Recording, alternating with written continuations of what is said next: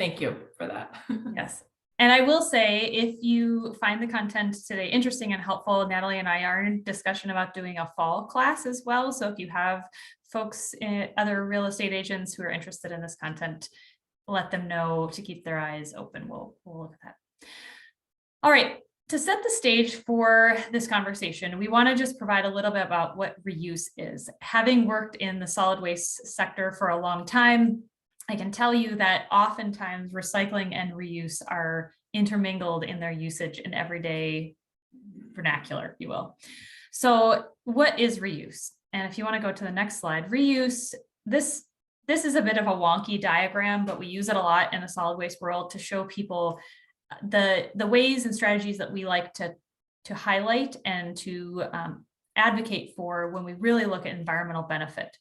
And a lot of the time in our solid waste conversations, those two middle bands, the recycle and compost, get a lot of attention. We've done a really great job at pushing recycling for 40 years and composting the last 10.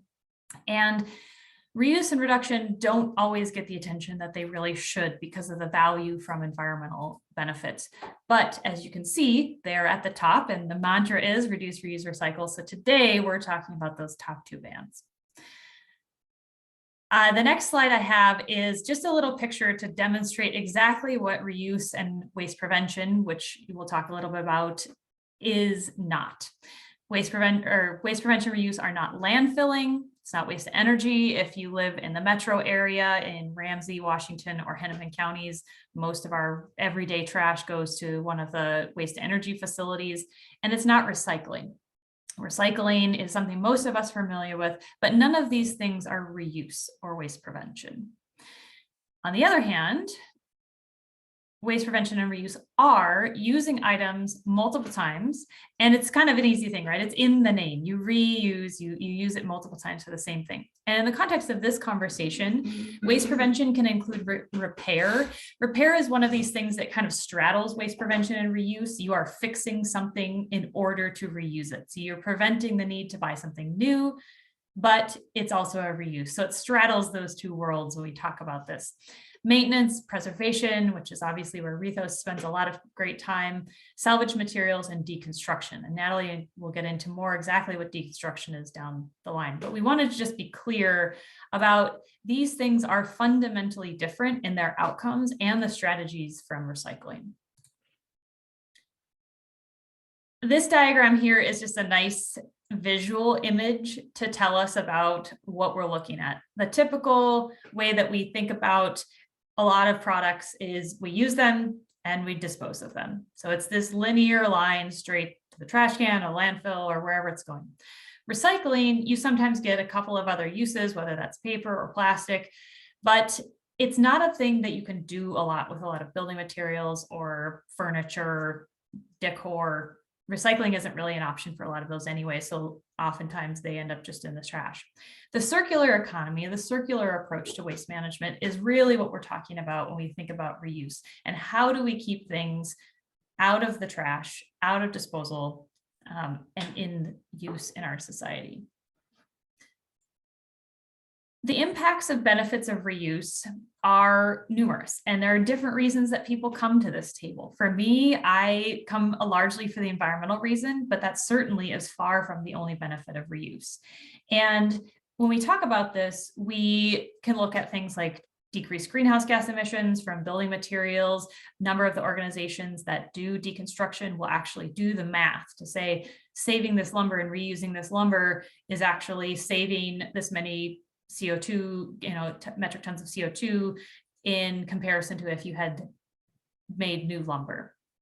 Of course, there's also economic benefits. You have in Minnesota alone, the reuse industry creates 55,000 jobs.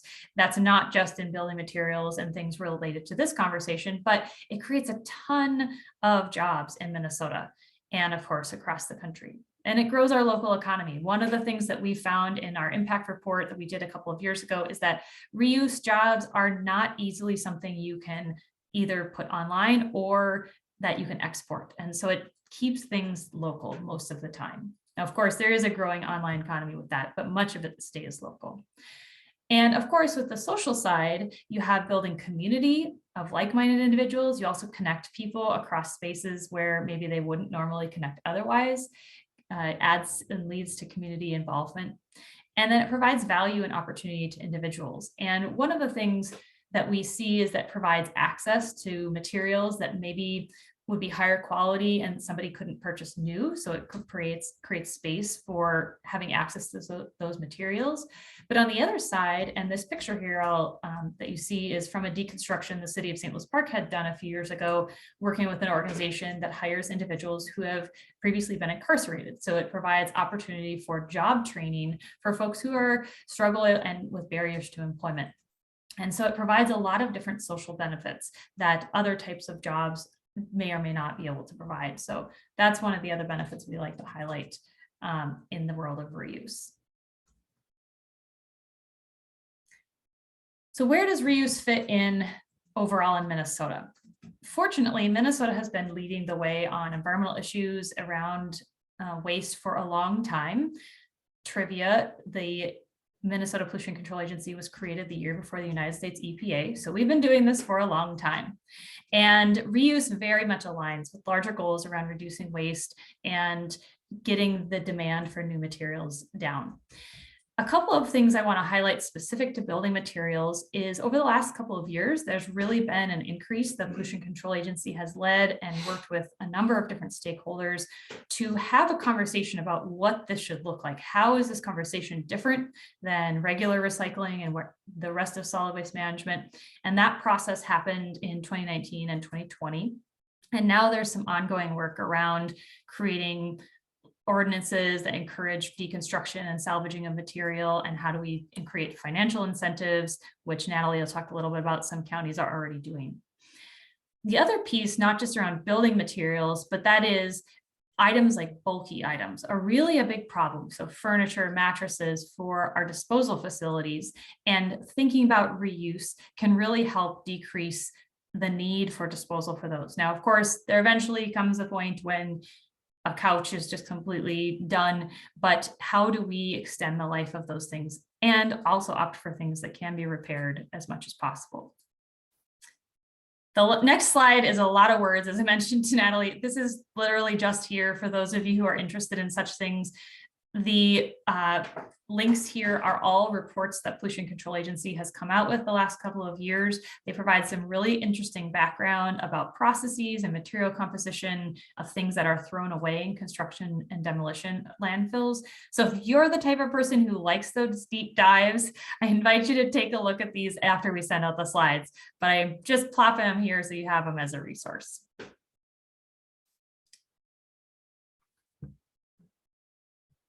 All right, Natalie's gonna take us off now.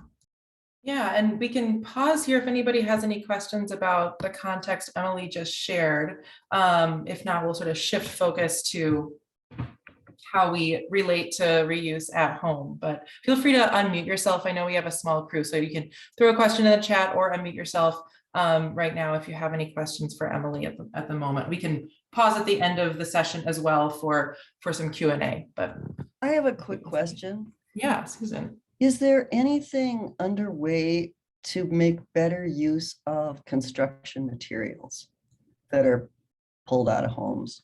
Yeah, so Natalie is going to get into that more. There are definitely some things that are really hard to do anything with. So things like sheetrock and plaster, unfortunately, are basically just have a route to disposal. There's some people working on things for sheetrock, and asphalt shingle tiles, they're kind of limited, but there are a lot of other options for other materials. And Natalie has a bunch of great pictures and examples that she'll get into for those for sure. Yeah, great question. Cool. Well, with that, we can move on. So thanks, Emily, for laying the groundwork. We sort of set our, or got ourselves, I think, a shared understanding of the value of reuse from social, environmental, economic perspectives. And my next few slides are going to focus on how we sort of translate reuse to, living in our homes, and identify ways that if you're an agent, you can help support your reuse-minded clients. If you're a homeowner, ways you can sort of make these changes and choices in your home.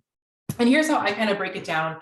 I think about reuse in terms of renovation and rehab, to changes that we're making to our space. So how do we use what we already have? How do we use what's already built? How do we capture embodied energy? And this is a term I'll dive into in the next slide.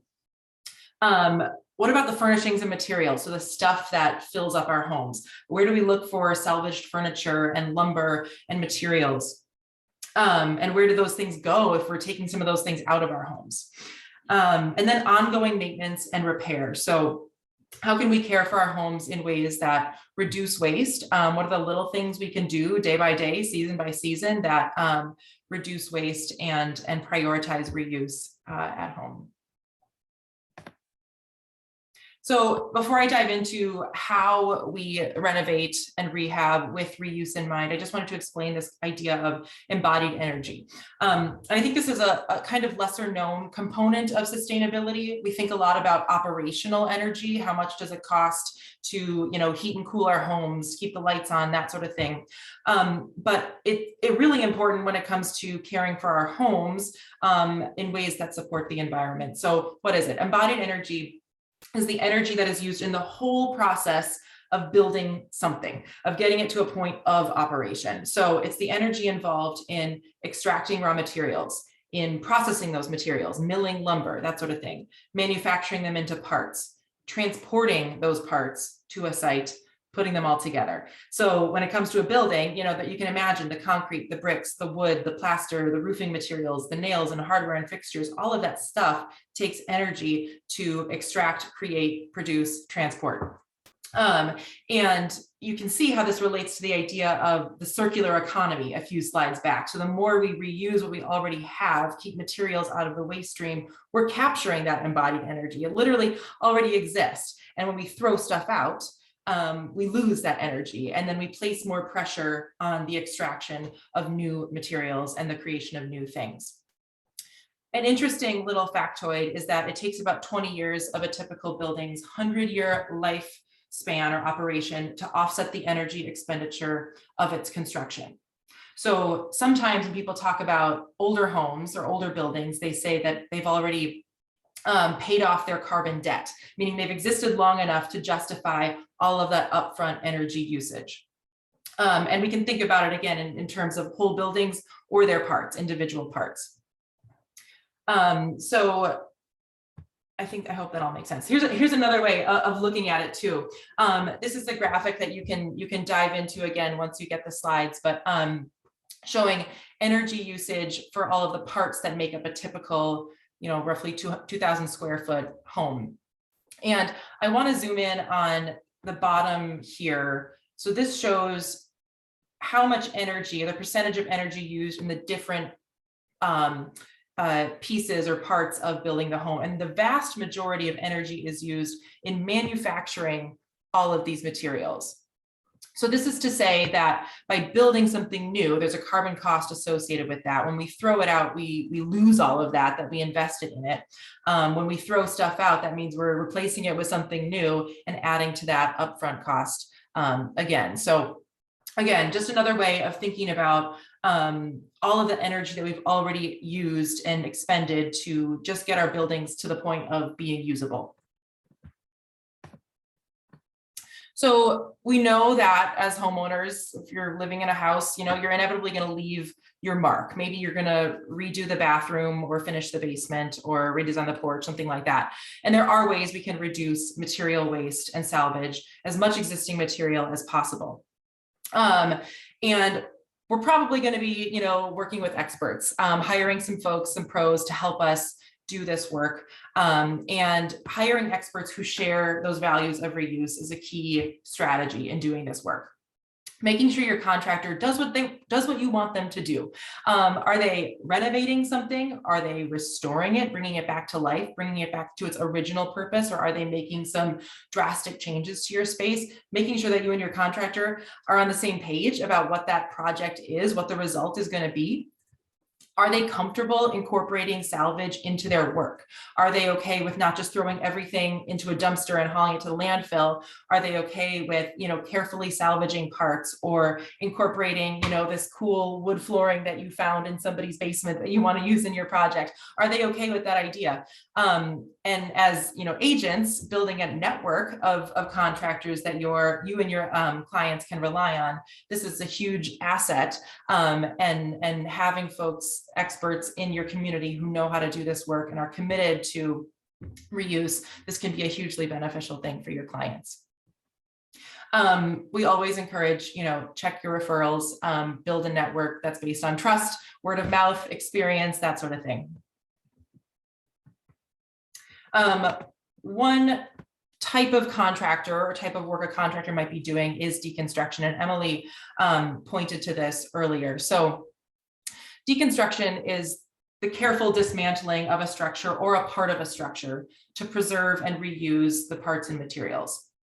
So deconstruction as an alternative to demolition captures, the fixtures, the flooring, hardware, cabinetry, appliances, all sorts of stuff that would typically just be crushed and landfilled. And bigger renovation projects might generate enough of this material that it's worth considering deconstruction. A lot of times we think about deconstruction in terms of a whole house as an alternative to mechanical demolition. But partial deconstruction is part of this conversation too, and probably relevant, more so in this context here. If, say, a person or a homeowner is doing a big kitchen remodel, or they're redesigning a floor plan that involves, moving walls, that sort of thing, deconstruction might be a viable option because it means that we're not, creating all of this waste. Couple local deconstruction companies are operating in the Twin Cities. It's still sort of, we don't quite have that like fully robust deconstruction economy that a lot of us here on this call would like to have or like to see. There are a couple contractors already working in the community, Better Futures and Birch Group to name two. And so you can see again how this relates to, it's sort of a critical piece of the circular economy, this ideal of a circular economy where we treat buildings as if they will always be reused, whether in part or in whole. When we are making changes to a space, we're capturing usable material, reselling it in the local market, and installing it in other homes. I have a friend who works in this sort of field and uses the metaphor of an organ donor. So if you're taking apart a building and you're salvaging like still viable parts and installing them in other homes that might need a little boost, you're giving that other home a new life. And so even though I'm a ardent, preservationist, and I love to see buildings, stay standing in a whole, I love the idea that if a building has reached the end of its life as it is, we can take those parts and plug them into other homes that need, some quality old growth wood, some bricks, some different fixtures, that sort of thing, and make rehabbing existing structures a little bit easier as well. So deconstruction, I think the number is about 6 jobs per deconstruction project versus 1 or 2 for a standard demolition project. It's an economic driver. Obviously, there's a cost associated with that. Thankfully, Hennepin County and Washington and Ramsey counties have developed some pretty new but pretty awesome deconstruction grant programs. So you can offset up to $5,000 worth of the cost of a deconstruction project. These are some of the criteria here. These are new programs, and so criteria might evolve and change over time, but this is a really great resource for folks considering deconstruction and wanting to make their budget fit. Here are the 2 flyers. These are great, handouts for your clients who are going to be tackling a renovation project right away when they're moving in. Put these into their welcome home, baskets or pamphlets or whatever you want to give your clients on their first day, but really great resources for homeowners in the cities. So we've covered, aspects of reuse that may involve or require hiring a contractor, hiring an expert. Another great way to make sure that your rehab project doesn't generate unnecessary waste is to do it yourself. Then you have complete control. And for some homeowners, this comes really naturally. Others, it takes some training and resources. Luckily, there is a wealth of information on the internet, although I always encourage people to be very careful on the internet because there are a gazillion, Bob the Rehab guys on YouTube. But I've curated my favorites, so start here. These are just a handful of our go-to old home online resources. So if you took Old Home Certified a month ago, these are familiar links for you. And again, you're getting all of this stuff in their resource packet after class. The Craftsman blog and This Old House have very user-friendly, very simple language, I think, and can really explain most projects, repair, restoration, rehab projects you might find in an old home. Brick and Beam Detroit and Preservation Resource Center of New Orleans are obviously, geographically focused on those two cities, but have a wealth of resources, including videos, checklists, how-to guides, that sort of thing. Rethos also on our website has a digital resource library, a lot of things that are culled from these other sites as well, but it's a great place to start in finding some online resources. We've started doing some more demonstration videos as well. Again, there's lots of stuff you can find on YouTube, but we've created a few videos in-house for all of your on-demand rehab or repair learning needs. Of course, the internet is great, but in person is better. So in the Twin Cities, we have a wealth of resources for in-person hands-on learning. I love to plug the Minnesota Tool Library. They're a member of Reuse Minnesota and a longtime partner of Rethos. They have some excellent classes, getting folks comfortable with power tools, hand tools. You can come into their workshop space. Rethos, of course, we're proud to offer a wide range of rehab maintenance classes. Check out community ed programs as well. St. Paul and Minneapolis have great programming online and in person. We also love to stress asking your neighbors for help, especially if you live in a neighborhood where, a bunch of craftsman homes on the same block. Your neighbors are probably dealing with some of the same problems and the same materials that you are. Ask them, how they fixed up the plaster cracks in their home, what they did when they realized they had, super old insulation in their attic. It's a great way to find tools because, a lot of times folks buy all of the new tools for the one project and then they sit in their garage or their basement and never get used again. Tap into your little micro economy on your block and borrow the tools, learn the skills from the folks right next door. Everybody on a block wants to make sure all of the houses are standing and in good shape, and so you'll more than likely find that people are willing to help. I'm going to pause for a second because I see the chat. Just want to make sure that I don't have any questions that I'm getting too far away from. We've been mostly just sharing that Okay. Olivia and Molly from Hennepin Great. and Ramsey counties were here for the grant. If people had questions about any of the deconstruction, they put their emails in that chat. Thank you both. I was pretty sure I saw you both on the attendance list, but I'm glad you're here to chime in. So thank you, Molly and Olivia. Okay, so moving, you've talked about some, strategies or tips for rehab and renovation projects in a home. What about sourcing materials and parts? So this is by no means an exhaustive list of local salvage and building material stores in the Twin Cities, but it's a start, and we have some really, really great options and businesses here in Minneapolis and St. Paul. So whether your project or your client's project could involve salvage materials, or it's generating materials that could be salvaged or reused, these are great places to purchase or to donate your stuff. It's also great just to wander around. I mean, sometimes it's you get inspiration just by walking through some of these places and finding stuff to use in your projects.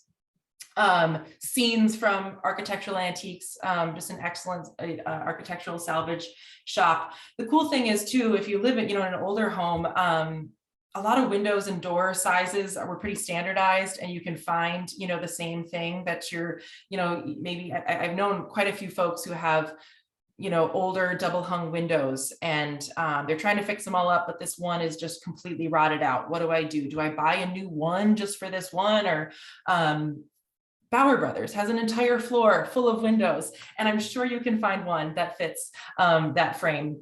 Restain it and paint it to match the others.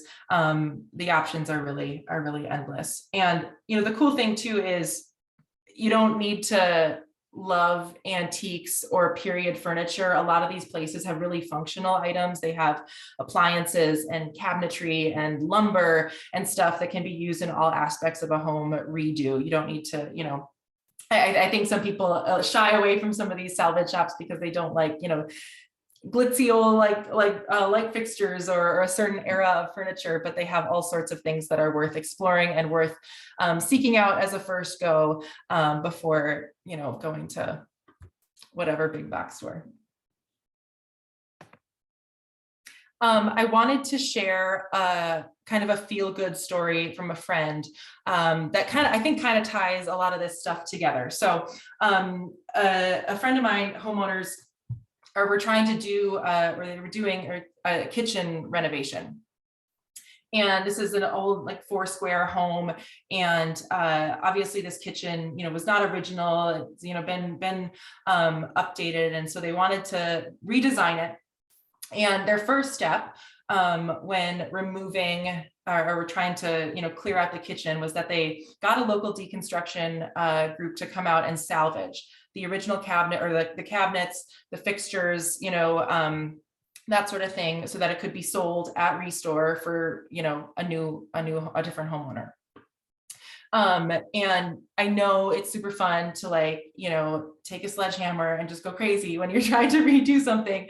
But the careful, removal of this stuff allows it to be resold, allows it to, be that organ donor for a different house.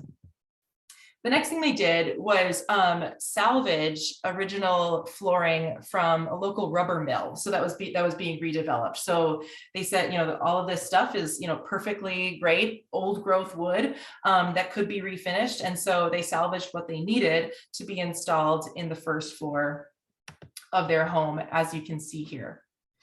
So it was installed and refinished, and it looks beautiful. And they hired, they worked with contractors who understand this desire, understand working with older materials and wanting to prioritize salvage and reuse, and making sure that that was a doable thing.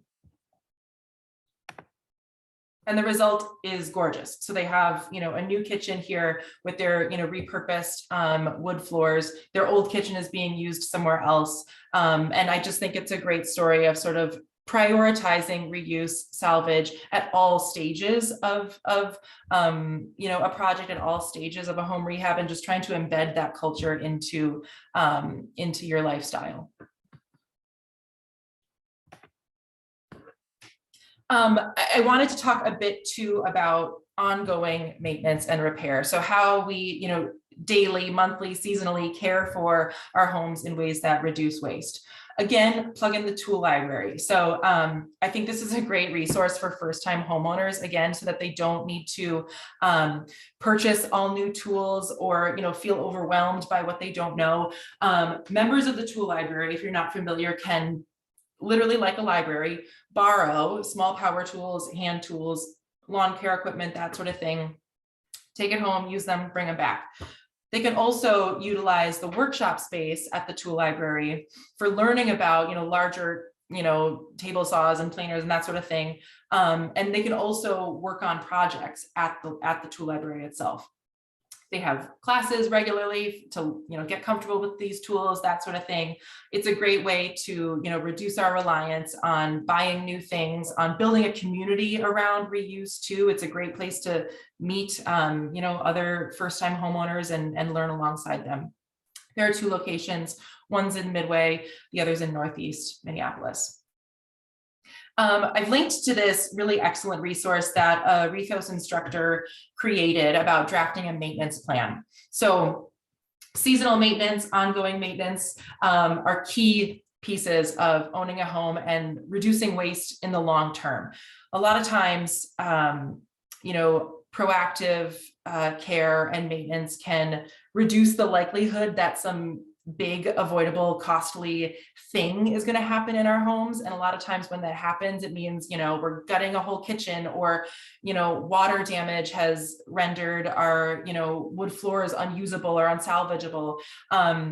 So in the long term, we can reduce, the chances of us needing to just throw a bunch of stuff out and instead care for it along the way. Also, we have some really awesome resources to take advantage of in the Twin Cities, like fix-it clinics for the stuff that fills our homes. So our small, toaster ovens and light fixtures and that sort of things, when they crap out, we can take them somewhere, because there are still people who know how to fix them, even if I might not, because I really don't.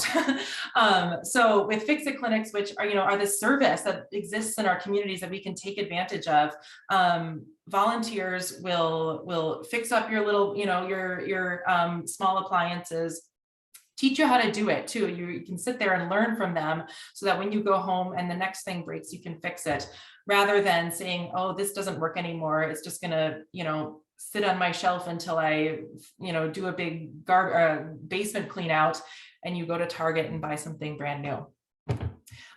Furniture repair, of course, this is another resource we can take advantage of in our Twin Cities. There are small businesses, mostly small businesses around that can restore our wood furniture. There are a lot more options for refinishing and restoring our wood furniture than there are for upholstery, but there are still businesses out there who can do that. Again, rather than saying, oh, it's useless now, I'm going to throw it out as soon as it starts to look a little worn, we can invest them, fix them up, and give them new life. So Emily, I think I'm passing it off to you for these. Yeah. Do people have any questions on those things before we talk just a couple more topics? There are several things chatting about some other reuse things going on. Any other quick questions for what Natalie just shared? All right, we'll have time at the end too. The other piece we wanted to talk about was home cleanouts. We know that as real estate agents, you are often with people in very exciting, stressful, time crunch times of their lives, both on the selling and the buying end. And that's part of the reason we wanted to do this class, is because you intersect with people's lives in a way that a lot of us who are in education, county government, city government, often are way down the road, and we're a couple minutes too late for when that dumpster gets hauled away. And so that's one of the reasons we wanted to connect with you all, is because this kind of a scene, like in this picture, is all too common when people leave. And I know personally from the home that I bought before we bought our first home from an elderly woman and her adult children. They were going to get rid of stuff, but they, left a lot in the home. And part of that was, we said, well, we're young people who have nothing, so we don't mind if you leave all the tools that are here. It was actually fantastic. But there's plenty of other situations where somebody is just done. Maybe there's something going on with the sellers that they just don't want to deal with their stuff. And so we know that cleanouts they're often done in haste. They can generate a lot of waste. I'm not intending to be rhyming there, but that is sort of the reality of a lot of homes when people need to leave.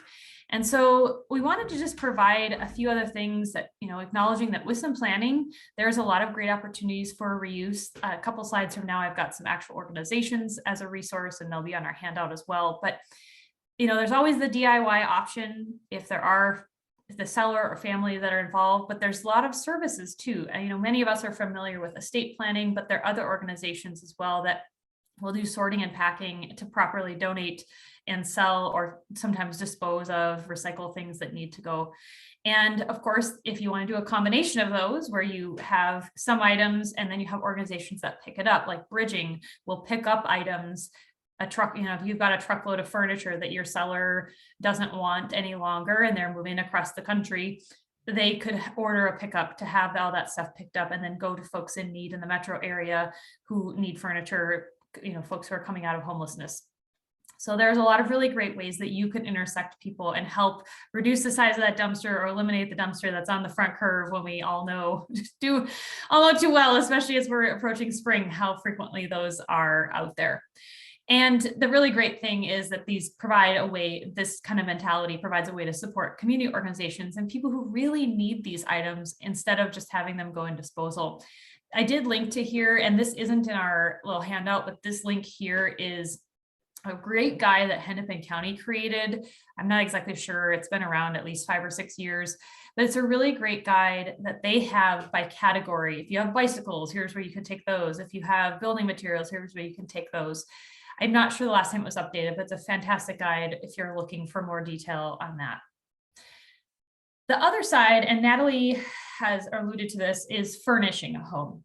So if you're working with sellers, of course, Natalie has mentioned all of the ways that they can incorporate, building materials, the flooring, things like that. But thinking about how do we help new homeowners furnish their homes and think about reuse while they're, it's really easy. And I'll admit, we've all done this, right? We've all gone to the home store or Schneiderman's or wherever to buy a big new couch. And sometimes that's just part of what you do. But, maybe there's a space that you've got a teenager and you need a bunk, you want a bed, and why buy a brand new bed for a kid that's going to be a foot taller in a week anyway. But, it's like maybe there's some ways that you can incorporate use. And we have a number. This picture here is from the Habitat Restore building in New Brighton. They have a huge floor. If you've never been into that building, it is amazing. The remodel they did, I know Melissa Wenzel's on the call today. She, I think, volunteered with some of that process during COVID when they were upgrading that building. Huge floor of furniture.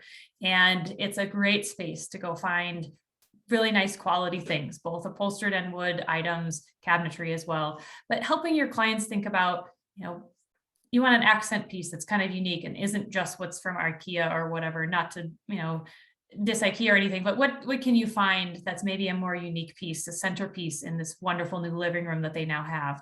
And so thinking about that. And then of course, for some of your homeowners, they can't afford, they just bought a giant purchase. And especially in this market, a huge investment with a home. Maybe there's some ways that you can help direct them to think about cost savings for used items. And of course, it's not going to be free sometimes, although I'll talk on the next slide about free options as well. But you can, I know most of the couches at Better Futures, or excuse me, at Habitat were in the kind of $40 to $80 range, which when you compare that to a $400 to $800 set can be really nice. So a few things. So the next slide is some actual businesses that we are aware of. The first one's actually not a business, it's a community-based gifting space.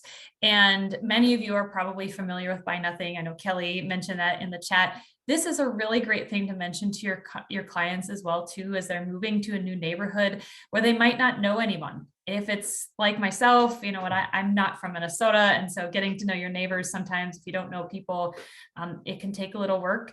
And Buy Nothing is a really great space for connecting with neighbors and being able to both purge the things you don't need, but also find great ways.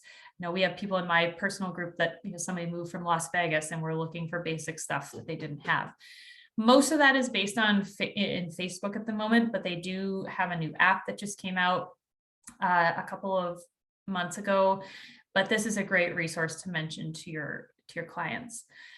A few local businesses and nonprofits, I already mentioned Bridging. They are a great place to donate items for your clients that are moving. Empty the Nest is a full pack and move service. They have a thrift store where you can also go buy things, but they will actually come in and do all the work, and they really know how to properly dispose of things as well. Habitat for Humanity Restore has been mentioned several times. And then the other one I wanted to mention because the Rhonda from Lake Country Books reached out to me after she saw our class advertised, and she said, please share our name because we have done haul-away services for books where someone has a client that has a library with floor-to-ceiling bookshelves and they just don't have capacity to deal with them. And Lake Country Books will come in. They do want stuff that's not water damaged, and they have a preference for nonfiction. Like they'll actually take textbooks and stuff, which is kind of unique. A lot of times those just get recycled, but they're another great resource if you've got clients that need to get rid of a lot of books. So those are some, and all of these are on the handout that Natalie will have sent out afterward. I think we're in our questions time. Were there any other things Natalie thought of as we were chatting? I see there was a few little comments in the chat. Yep, Kelly, empty the nest. That's a good one. Yeah, she mentioned empty the nest is a really great one if you have somebody who has passed away and there is, the emotional side of that, right? When you're cleaning out a home, and that's just not necessarily where family members always want to spend their time. For some, it can be very cathartic, and for others, it can be super stressful. And Empty the Nest has done a really good job of being very caring for families that are going through those losses as well. So they're a great resource for that. I have a question. Yeah. Do you guys ever take this presentation on the road? I mean, do you present at real estate brokerages or things like that? I also belong to our local real estate staging association, and I think this information could be really helpful for that too. This is our first go, so we'd love to take it on the road, but yeah, that's a great information idea. is just so great. Thank you. Yeah. I'm glad it was helpful. I think the staging is definitely a piece we could highlight in our next, specifically mention that. I thought of that as we were doing this. And to be honest, I know what staging is because I've obviously seen it when you've looked at homes, but it's a piece that I think I'd personally need to get a little bit more information about what already happens in the reuse space there. But I think it's a really great one.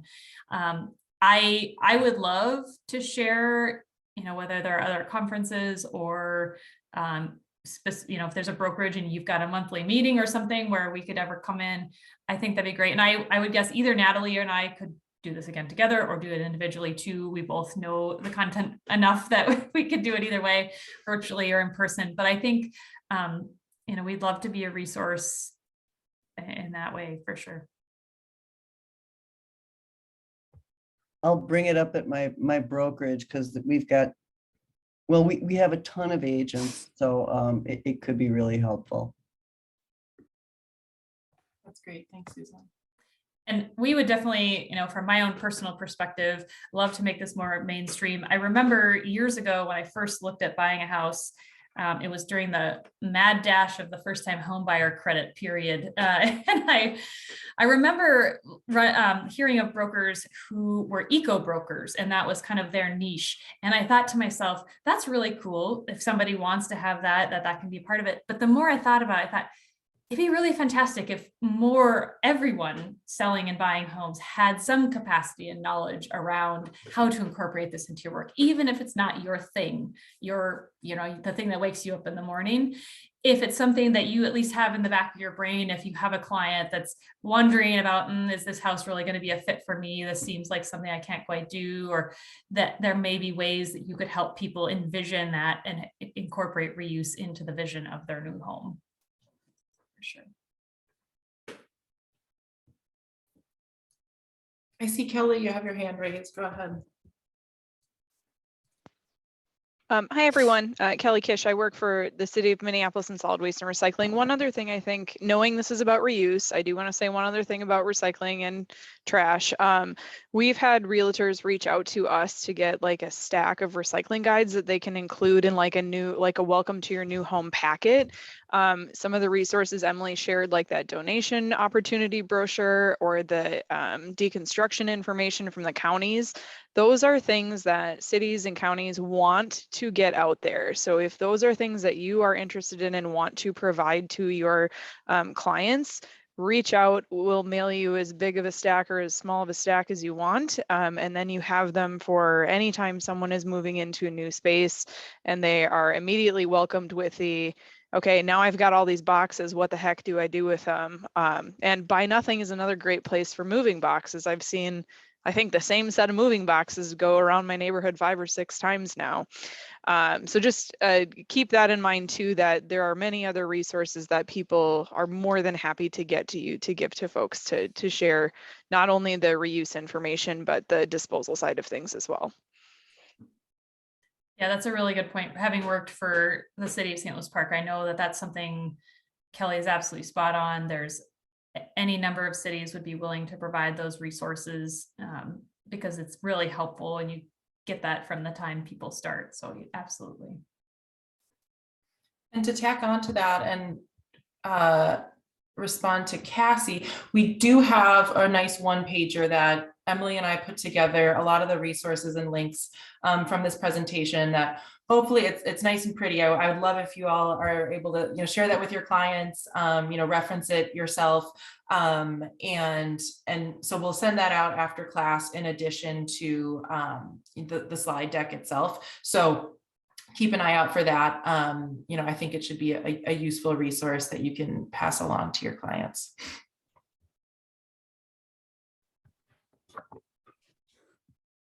I'm just noticing, Sue, thank you for sharing that. I just looked up that summit. That might not be a bad place. I can see if we could follow up, because that could be an interesting space for us to, if there was an interest in like tabling or something that we could provide and answer questions to, if that was a resource people would like.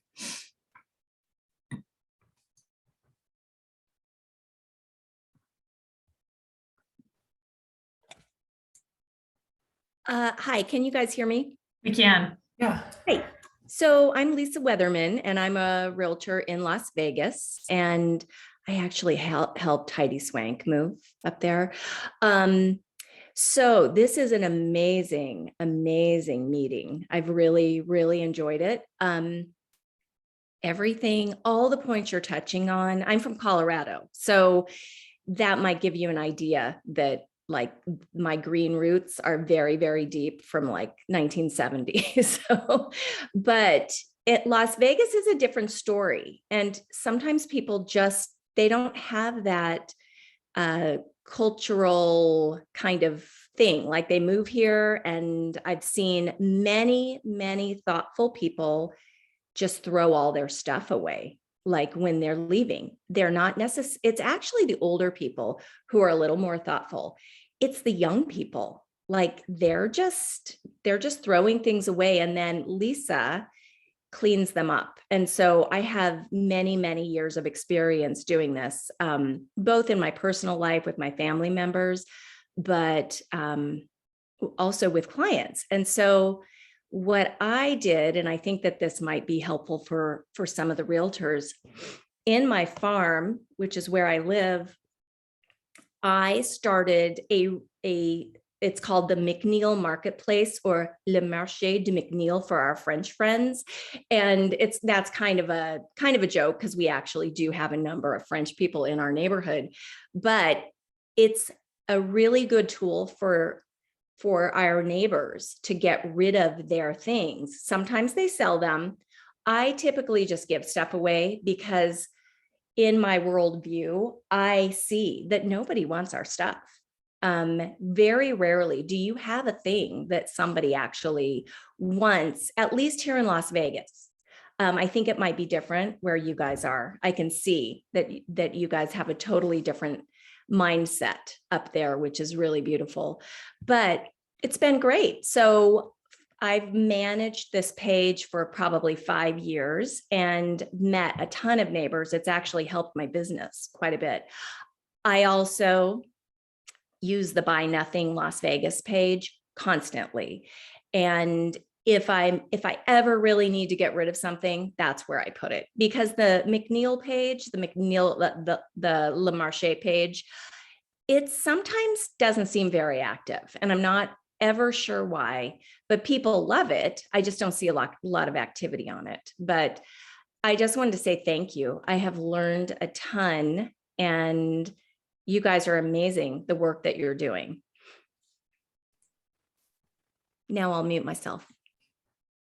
Thank you, Lisa. That's really kind, and good for you for doing your thing, despite possibly cultural differences or something. But that's awesome to hear about from your perspective. Thank you. For sure. I see a lot of eye rolls, but well, it is interesting. I will give a pitch that both Natalie and I are in age demographics that are probably like, as a millennial, I have to say that there are those of us who do care about these things and do work in this space. One thing I did want to acknowledge, though, because I think we put this in the information about the class, but didn't necessarily say it today, is that today's class was admittedly largely oriented towards the Twin Cities Metro. We do acknowledge that there are definitely differences if you are in Greater Minnesota, if you're working with clients in Greater Minnesota. But I will say Sandy Gunderson is on here. She's one of our board members. She works for Becker County, Detroit Lakes area. And there are lots of really awesome things happening in reuse spaces around the state. So Becker County has started a program where they are taking usable goods at their landfill facility and making sure that those items have a way to get sold and get homes. That's not just the landfill. We're actually, side note, if you're interested in going up there in May for a tour, May 25th, we're doing our member meeting up there. You're all welcome to join us guests to do a tour of that space. So that's their WLSSD, which is the Western Lake Superior Sanitary District, which encompasses Duluth and that area. They have a reuse building where people can drop off things at the drop facility and get picked up for free from other folks. So there are awesome things happening in Greater Minnesota too. I know there's a lot of deconstruction up in the north central areas as well. So don't be discouraged if you're not in the Twin Cities Metro. It is growing, and there are awesome people across the state that are working on growing this too. So we appreciate you joining that also.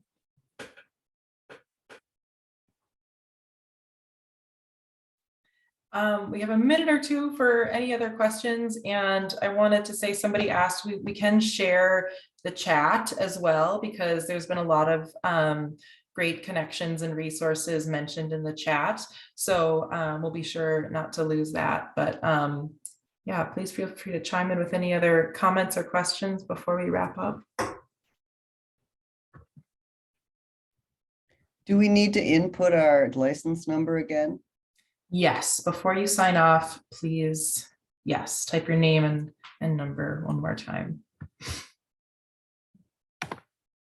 Emily and I are more than happy to chat with anybody about ideas to expand this program, share it with others. So please do reach out. We would love to keep connecting and talking about this.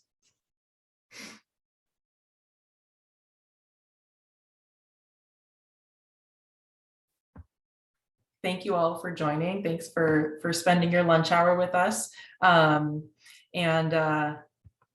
Yeah, I guess if you're ready to rock, we can hang out for a few minutes if anybody has any lingering questions. But again, thank you all. Thanks to Emily, Reuse Minnesota, the whole crew.